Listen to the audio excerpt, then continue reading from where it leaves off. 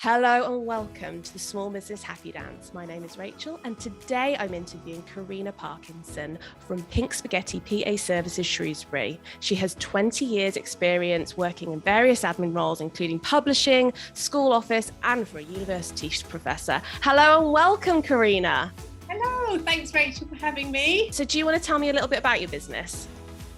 Okay, so I joined Pink Spaghetti as a franchisee last year in lockdown in July, and so I've been going for a year now, and I work with lots of different business owners and we do lots of different services for them. We can do traditional PA work that people would sort of think about when they hear the word PA, but really we're virtual assistants, so we all work remotely. And we can help business owners with all manner of things. It can be setting up new systems. People have a lot of manual systems that they've got in place, so it could be about moving things to more automated processes for them. We can do email inboxing.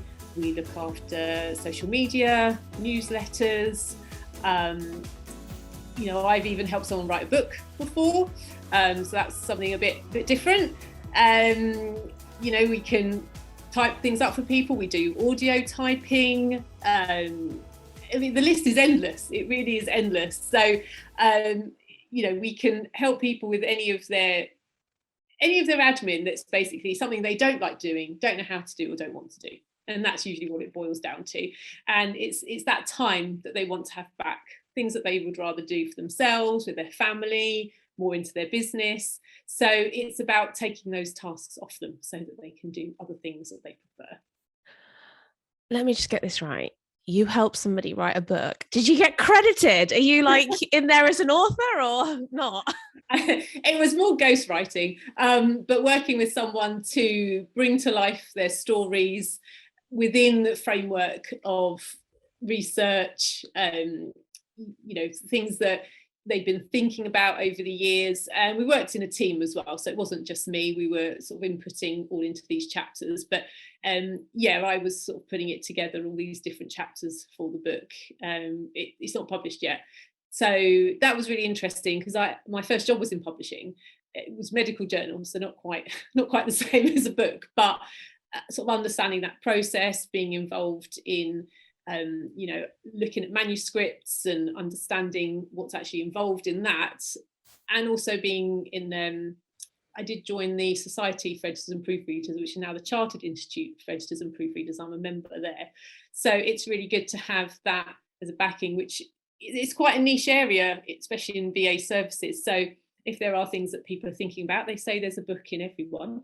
I do sort of try and mention that because sometimes people just want that extra help, or perhaps they don't have time to type it up. They have all these ideas.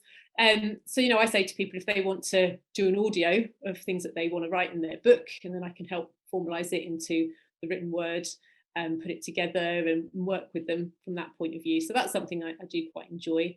And the proofreading side of it as well. So being part of the institute, hopefully I'll gain some more skills that I can bring to people, as well as all the other things that we can do for businesses.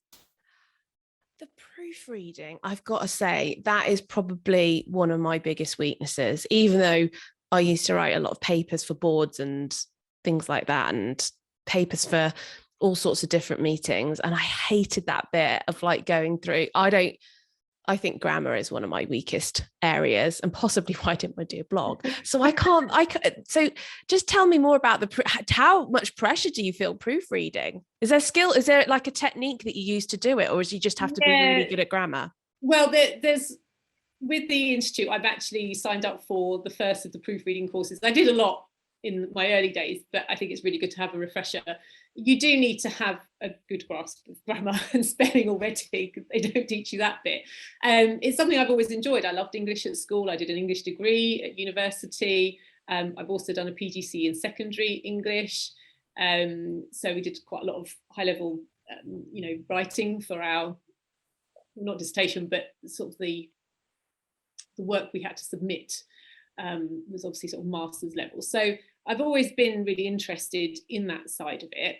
And for me, proofreading, sometimes things just really stand out for me. But I think what people need to know is it's harder to proofread your own stuff. So although people might think they're not very good at it, it's just that your eyes just get used to what you've written. So even for me, I've gone back over things I've written and realised I've made mistakes. So I don't think people should feel that it's something they're not good at. It's just that you really need a second pair, maybe even a third pair of eyes, depends what it is.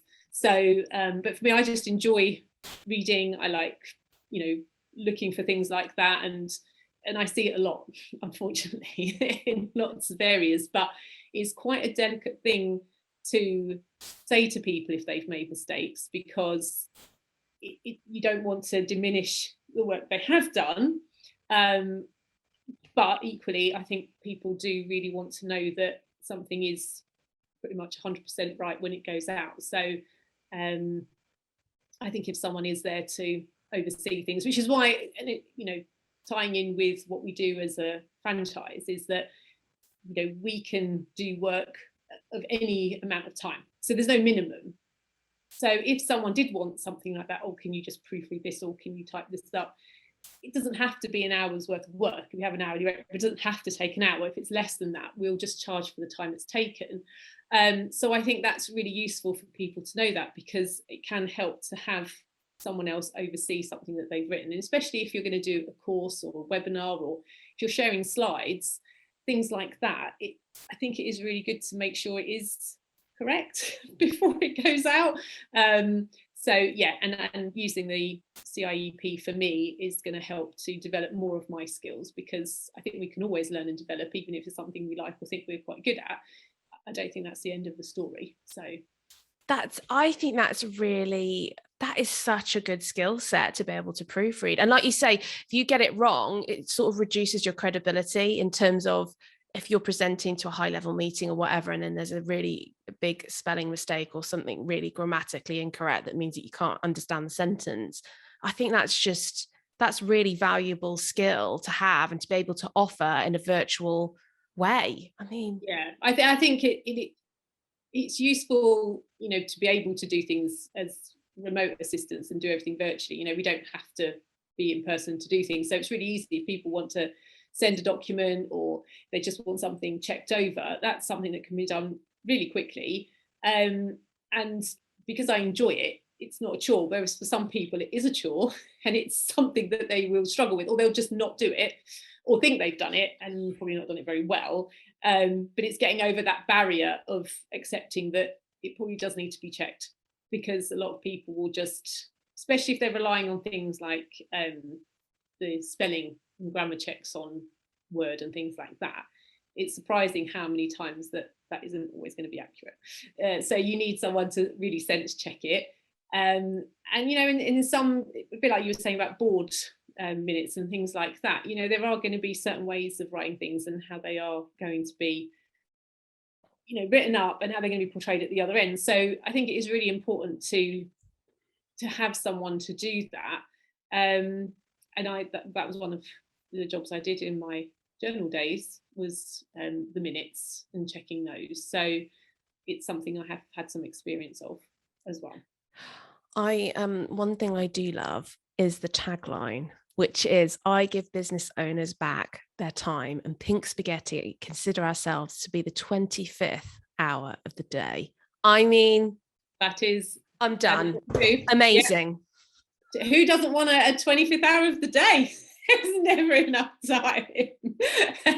And I use that in my networking, because I think it's important for people to realise that their time is money, and that's what's valuable to them. So whatever people think about, bringing in extra help in their business, actually what they're going to get back from that is that time.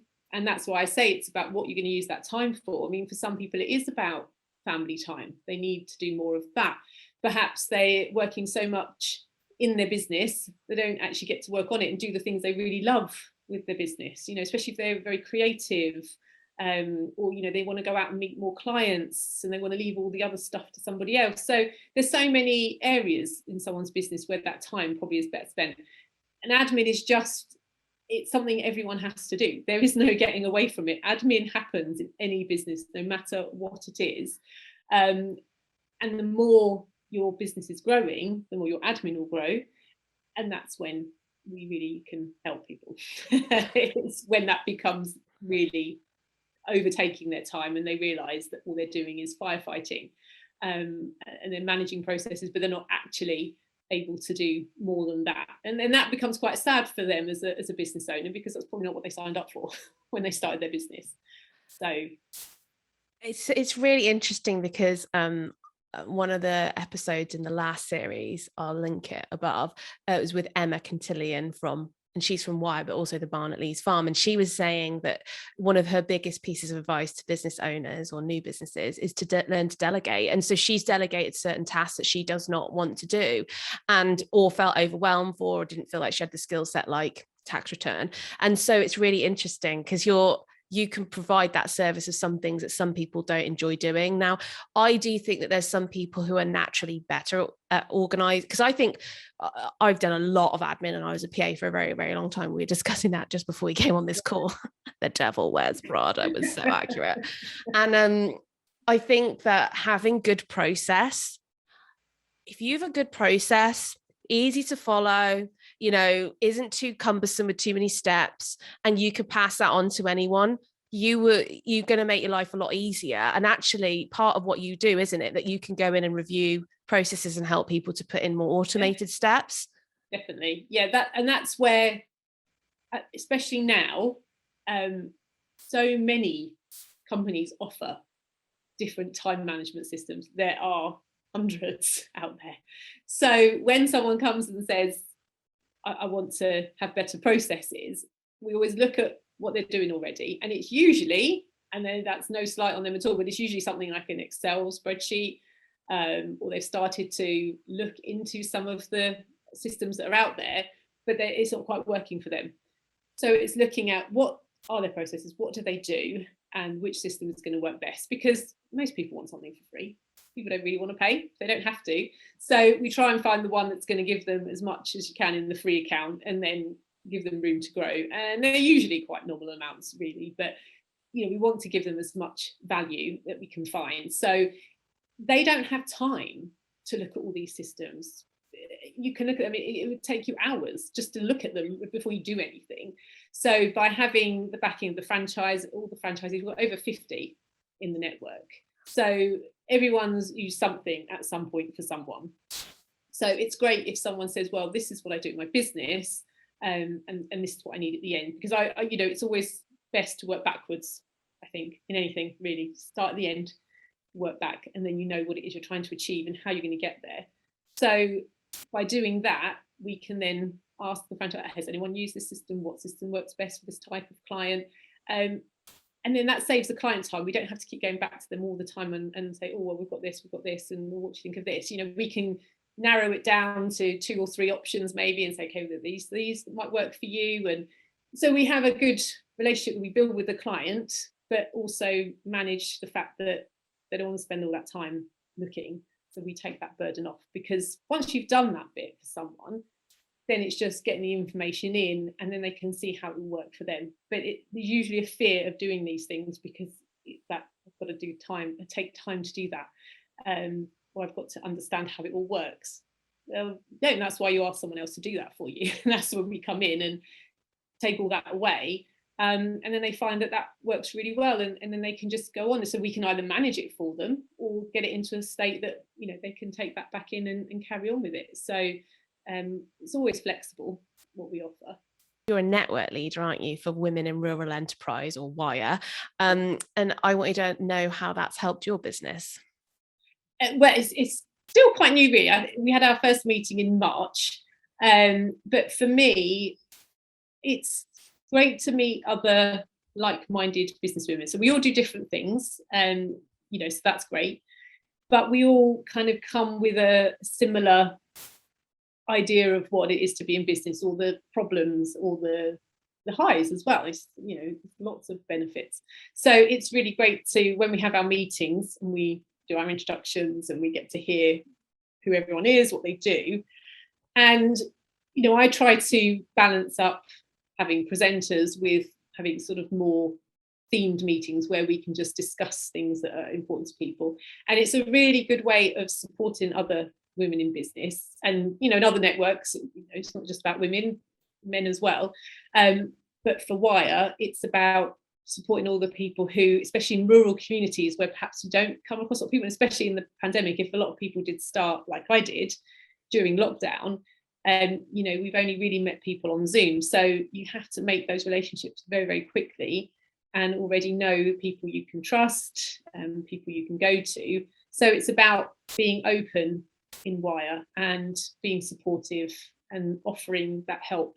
So I find that that's been a really useful for me. And I don't tend to do these things necessarily just from a business point of view, because I feel like it's about helping people in general from business and personal point of view. So for me, it's great because people know who I am and what I do. But I can also tell people how great it is that there are lots of different people in the room that they can network with and get help with. And like with you, Rachel, when, you know, hearing about your the moving issues and things, and you know, that's the kind of thing for me that's great, because if a member comes with a problem, I'm so happy that there might be someone in the room who can help them with that, you know, because how is anyone supposed to do anything on their own? You just can't. You've got to be able to rely on other people that you network with, because for a lot of people that is their team, really. Because they won't necessarily have a team that they work with anymore. So you've got to find your team, your tribe, as they say.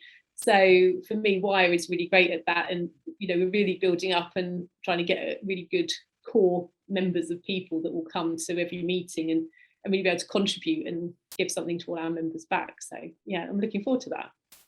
I just want to point out that it ended up being more like therapy that everyone gave me, because practically speaking, it wasn't like anyone had a spare house at the time. But yeah, no, I was at one point like, do I need to move into Claire's yurt? Emma's yurt, sorry. Well, yeah, and I think that's equally important, even if we can't offer practical help. Just being a listening ear is something that sometimes people need. So for me, networking isn't just about doing business. That's not really my sole purpose. So I want to be able to have so many different people in the room. So yeah, we can share what we do, and that might help other people. But like I always say, you don't know who's in the room and who they know. And it's great to come to things where if you have got a problem, or like you said, Rachel, if there's something you don't know how to do, this is the great time to share it on those networking platforms, so that you don't know who's going to know the answer to that. So it's always worth coming along, feeling like it's a comfortable environment, feeling like everyone's open to that, so that people share. And I think what we try and do in Wire is, you know, people are always a bit nervous and perhaps hold back a little bit. And then as they start to see the conversation flowing and people sharing things start to come out that perhaps they didn't mean for us to come out, and everyone rallies round and everyone's there, and I think that's great. So yeah, and I'm also the vice president for BNI as well, so I'm also a leader in another networking group, which we also very supportive of our business owners there as well. And to me, that's one of the main things that we do. Yeah, it was an interesting period. Moving house. I don't think I was necessarily very shy in my first meeting. I think I came on, I was like, I'm having a complete disaster. Oh, hi, by the way, I'm Rachel. And that's what we love. I'm glad people can do that, because, you know, it gives other members the feeling that they can, oh, okay, that's okay, I can say these things. Because some networking can be a bit staid and perhaps not give that feeling that it's that's what people are there for. But I think once you realise, especially Wire is very much like that, then that's what I hope. I mean, being a network leader to me doesn't mean I'm in charge of the meetings. You see what I mean? All I do is I just organise them, set them up. But what happens in the meetings is really down to the members. I might set a theme or get a presenter in, and that admin side of it's done. But how people want the meeting to go, it's really what they want to bring and what they want to input. I don't really want to control that. I want it to be member-led, really, as much as possible. So I try and make that clear at the beginning, give people a chance to ask questions or share anything if they want to, and be available outside of that time as well. You know, if people want to come to me and say, oh, I'd really like to present, or I've got someone who might be interested in this. It's not just about that meeting. It's about beyond that meeting as much as anything else. Do you have any advice for a business owner who's thinking of taking on a virtual assistant like yourself? I would say to people that most of the time, no, not always, but most of the time, it's either when people have started. So go back to the question you asked before about advice for business, is that at first I think people feel like they have to be able to do everything because they've decided to run this business. So they think, oh, I've got to be able to do my finances, I've got to be able to do my admin, I've got to, do all my social media, do this, that, and the other. And then it becomes overwhelming. And then the same, if they have been managing all those things and they come to growing their business, that growth comes with more admin responsibilities. And that's when they can find that growth is maybe a bit stifled, because to actually be able to grow, they need to offload some of that admin. So they're usually quite key times, so either at start or a growth period. But really at any point, like you said, Rachel, doing project management, people have got a little project that they've got going on that actually is taking up more time than really is necessary with other things they want to do. That's a good one to offload to people. So if you've got a project, if you've got ongoing work, we can do retainers for clients. So if they've got a number of hours a week or a month, and they say, well, actually, if someone was always managing my inbox, for example, or my social media accounts, or if they were doing my newsletter for me, whatever it is, we can then take that on so that they don't even have to worry about that anymore. And if it's just small one-off things, if people are feeling like what we call the frogs. So they've got that frog, the end of their to-do list, they never get round to doing. We always say, eat that frog. But that's really hard for people to do because it's the job they don't want to do. If that's what's happening every week, they've got the same job left at the end. They're like, I just don't want to do it. And they procrastinate on it. That's when you hand that over, because if you're not going to do it, it won't get done. And something's not going to be right somewhere.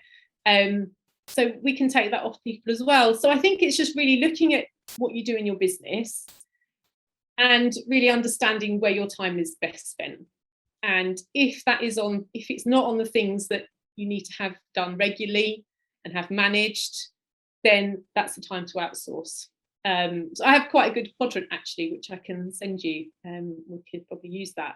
And it's just a way of separating out your tasks in your business. And then there's a section that if the tasks don't fall into any of those other three, then they're the ones you outsource. And that can be quite helpful. I helped a HR lady with that actually. She uses that with her team. And I think that can be quite a good starting point. I think once people start feeling overwhelmed, because a lot of where things come from is the feelings, that overwhelming feeling bogged down, drowning in all that paperwork and things like that. When you start having negative feelings about things that you're having to do, that's when you need to take stock. And usually it's always at the point where it's far gone enough that people already feel that way. People don't usually contact you when everything's fine because there's no feeling attached to that. It's usually when they start feeling overwhelmed, and then we can step in, have a look at what it is they want, because sometimes people don't always know. I could give them that or say write down the list and they still wouldn't really know. But I do a 45-minute no obligation chat with people. We can have a talk, see if it's the right time to have things done for them. And things can change. We're very flexible. It's not got to be the same thing all the time. If actually I think, oh, well, actually I'd like you to do this now, or, it's all about having a relationship with your client and working with them and offering, flexibility of all the different services so that they know that at any point they could ask for something else or take something back in-house, whatever it is. So yeah, sorry, lots of advice there, lots of different things, but analysing your feelings about things that you're doing in your business and perhaps trying to separate out your tasks and then realise where's your time most valuable. I think that was great advice. And I think from my background of being a PA, and I did a lot of temping when I was a PA, is that they would often start you with something really basic. And then once you proved that you could do the basic task, whatever that was, then the trust got built. So I imagine it's a bit like you. At first, everyone's like, oh, I don't know how I feel about sending this piece of work out of house, so they start with something smaller, and then that relationship grows, and they might ebb and flow and come back and forth, but actually then they go, oh, here's this big project, that's the person I'm going to send it to, because they're going to do it. Exactly that is a lot of it, because sometimes if people have got a lot that they really need to offload, sometimes that's quite a hard thing to just suddenly imagine, like just handing it over to someone they don't really know. So that's why it's quite good that we can do a very flexible offering. So if it is that sort of small project or small task, and sort of like, oh, okay, yeah, that's good, and they get to know you, then it can grow from there. So I do really, sell that point to people, because there's so many different ways we can help. It's not always easy to put even in networking pitch what we can cover, because businesses are unique as well, and people are unique. So to be able to put in a box everything we can do, it just wouldn't touch it all. So it's really a case of people have that exploratory call, and then they can understand, oh, okay, well, so what if I asked you to do this? Yeah, we can do that for you. We can make sure we can make that happen. So once they feel comfortable, like, oh, okay, and then we grow from there. So I think that is really important to do with people. And I'm all about that. I think building client relationships, that's really at its basic point. You've got to be able to do that. You won't get anywhere, I don't think, if you can't do that with someone. So I'm lucky. I've had all lovely people I've worked with. So I feel that's been a good thing this last year. You've had your business birthday, haven't you, in September? Do you want to talk a bit about that? My first anniversary. Yeah, so I started with the franchise in July last year, but we have some training and sort of things that we have to do in advance of that. So although I'd started networking, getting to know people, I coincided my business birthday with when I really finished my training with the franchise, and also my own birthday when I turned 41. So I sort of felt like it was quite a good way of tying those two things in, double celebrations really. So yeah, that's been kind of my focus this year, was getting to that point. The first year is always the hardest, anybody's business, but I think especially in a lockdown and during a pandemic, there are very different things that you go through that perhaps some other business owners haven't necessarily experienced when they've just started in that time. But you come out the other side, and yeah, so that's been my celebration this month. And you also have a newsletter, don't you? Yes, so we have a monthly newsletter, and so I encourage people to subscribe. So put some hints and tips and things in there, which we share on our social media as well. Lots of things that we share with people for free, and it's a great way of keeping in touch with what we do.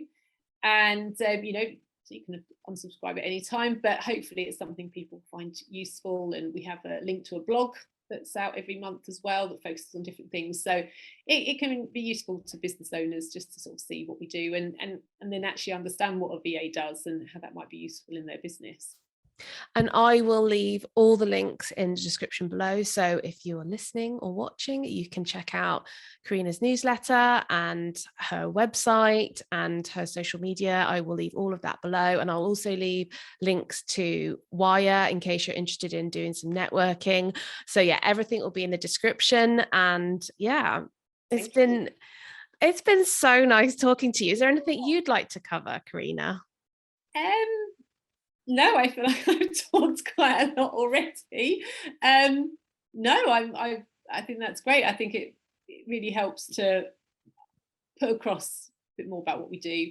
I try and do little videos. It's not something that I love doing, but it is a good way of people getting a bit of an insight or a snippet. I do these myths and facts that I post out. I try and do that regularly, just to help people understand that there are a lot of myths around having a VA, things like being expensive, that you need to have a certain amount of work, or if you've got a really big project that they can't do it. So kind of going back to the things we talked about earlier, that it is all about having a chat with someone, just really have that exploratory chat, see what it is that you might be able to help with. And it'd be surprising, I've had conversations that have started with one thing with a client or potential client, and by the end, we've decided that actually what they need is something else, or they need more, or they need less. And so it's interesting. Sometimes people just need that chance to chat about it before they can really move forward. And that to me is the most important thing, to have a chat about it, and then find actually where their pain points are, how we can help manage those for them, and actually be able to offer those solutions and tailor them. It's about tailoring to everyone's unique business needs, because they're not all going to be the same. So as I said before, I will leave all the links in the description. So if you want to check out Carina's newsletter, or you want to check out her services, or you want to book that 45-minute no commitment chat, I will leave everything down below. I'll leave all of her social media links as well, so you can go and check out her awesome content. Thank you so much for listening to the Small Business Podcast. I will see you next week.